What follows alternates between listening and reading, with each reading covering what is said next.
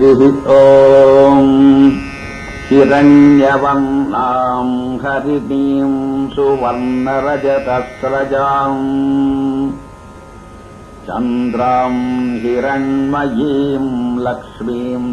जातवेदो ममावः ताम् मह आजातवेदो लक्ष्मीमनपगामिनीम् यस्याम् हिरण्यम् विन्देयम् गामश्वम् पुरुषानहम् अश्वपूर्वाम् रथमध्याम् हस्तिनादप्रबोधिनीम् श्रियम् देवीमुपह्वये श्रीर्म देवीजुषताम् कांसोत्स्मिताम् हिरण्यप्राकाराम् आर्द्राम् ज्वलन्तीम् तृप्ताम् तर्पयन्तीम् पद्मे स्थिताम् पद्मवर्णाम् तादिहोपह्वये श्रियम् चन्द्राम् प्रभासाम् यशसा ज्वलन्तीम् श्रियम् लोके देवजुष्टामुदाराम् ताम् पद्मनेमीगम् शरणमहम् प्रपद्ये अलक्ष्मीर्मे नश्यताम् त्वाम् वृणे आदित्यवन्ने तपसोऽधिजातो वनस्पति तपवृक्षोऽथ बिल्वः तस्य फलादितपसानुदन्तु माजान्तराजाश्च भाष्या अलक्ष्मीः उपैतु माम् देवसख कीर्त्यश्च बलिना सह प्रादुर्भूतोऽस्मि राष्ट्रेऽस्मिन् कीर्तिवृद्धिम् ददातु मे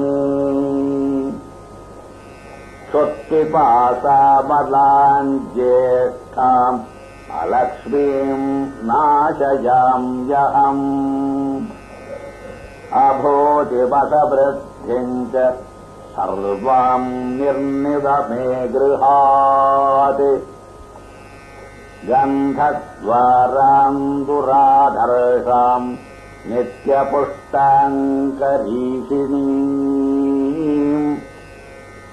ईश्वरीगुम् सर्वभूतानाम् तामिहोपह्वये श्रियम् मनसः काममाकूतिम् वाचः सत्यमशीमहि पशूनागुम् रूपमन्नस्य मयिष्ठी श्रयताम् यशः कर्दमेन प्रजाभूता मयि सम्भव कर्दमा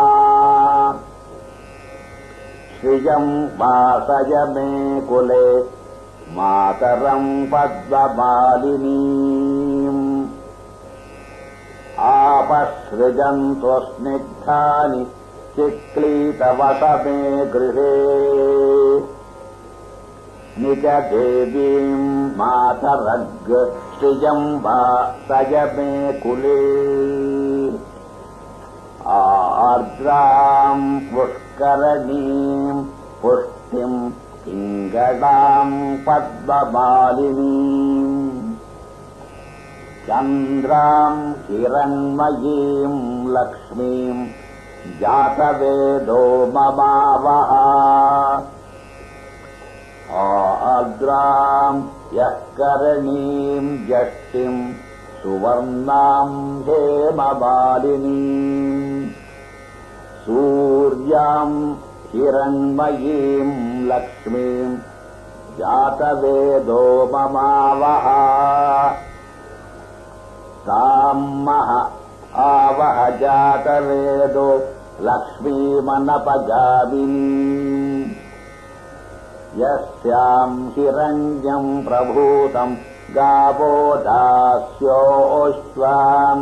ఇందేయం పురుషాదహం